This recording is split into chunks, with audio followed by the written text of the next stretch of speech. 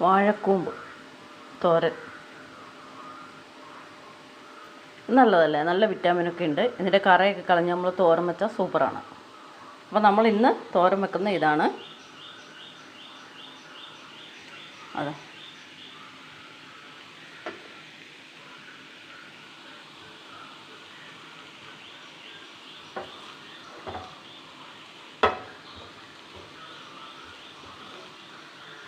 വാഴച്ചുണ്ടരിഞ്ഞ് കൊത്തിയരിഞ്ഞ് തോരൻ വെച്ചത്.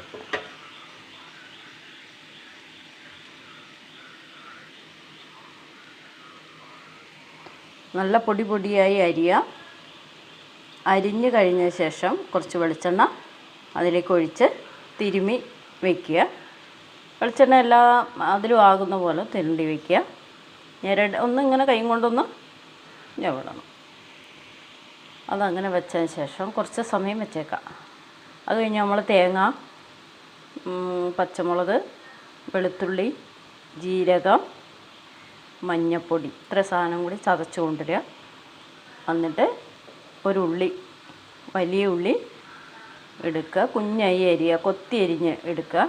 അത് വെളിച്ചെണ്ണ ഒഴിക്കുക, ചട്ടി അടുപ്പത്ത് വയ്ക്കുക, വെളിച്ചെണ്ണ ഒഴിക്കുക, കടുകിടുക, ഉള്ളി ഇട്ട് ഒരു അധികം വഴണ്ട് വരുന്ന സമയമാകുമ്പോഴത്തേക്കും നമുക്കിതങ്ങോട്ട് ഇടാം.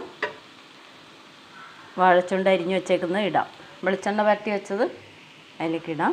അതിലേക്കിട്ട് ഇളക്കിയാൽ വാഴച്ചുണ്ട് തോരൻ റെഡി ആയിട്ടുണ്ടാവും. ഉപ്പിടുക, ഉപ്പ് മറക്കാതെ ഇടണം. ഉപ്പ് ഒരിക്കലും കൂടരുത്. എന്ത് സാധനത്തിനാണേലും ഉപ്പ് നമ്മൾ കൂടുതലിടണം. അല്ല കേട്ടോ, കൂടുതലിടരുത്. ഉപ്പ് ഏറ്റവും കുറവേ ഇടാവുള്ളൂ. വേണമെങ്കിൽ നമ്മൾക്ക് കുറച്ച് ഉപ്പ് ഇട്ടാൽ മതി. കൂടുതൽ ഉപ്പിട്ടാൽ എന്താ സ്ഥിതി? പിന്നെ അത് കഴിക്കാൻ കൊള്ളില്ല. ഉപ്പ് കുറയ്ക്കാൻ വേണ്ടി നമ്മൾ ഒരുപാട് പാടുപെടേണ്ടി വരും. എത്ര പാടുപെട്ടാലും അത് നന്നായി കിട്ടാൻ ബുദ്ധിമുട്ടാണ്. അപ്പം നമ്മൾ വളരെ ഉപ്പ് കുറച്ചാണ് ഇടാവുള്ളൂ. അത് കഴിഞ്ഞ് വേണമെങ്കിൽ മാത്രം നമുക്ക് ഉപ്പിട്ട് കൊടുത്താൽ മതി. ഞാനങ്ങനെയാണ്, ഉപ്പ് കൂടുതലിടൂല. എപ്പോഴും ഒരു നുള്ളുപ്പ് കുറവേ ഇടുകയുള്ളൂ. വേണമെങ്കിൽ നമ്മൾക്ക് പിന്നെ ഇടാം.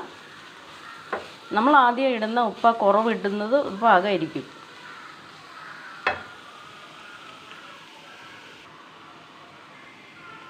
നമുക്ക് ഇതൊന്ന് അടച്ചു വയ്ക്കാം.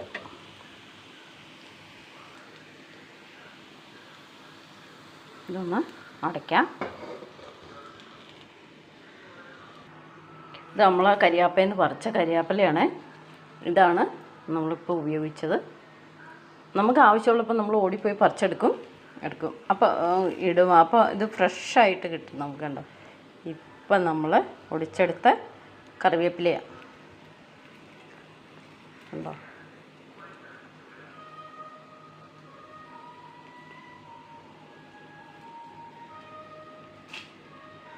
നമുക്കിതൊന്ന് തുറന്ന് നോക്കാം.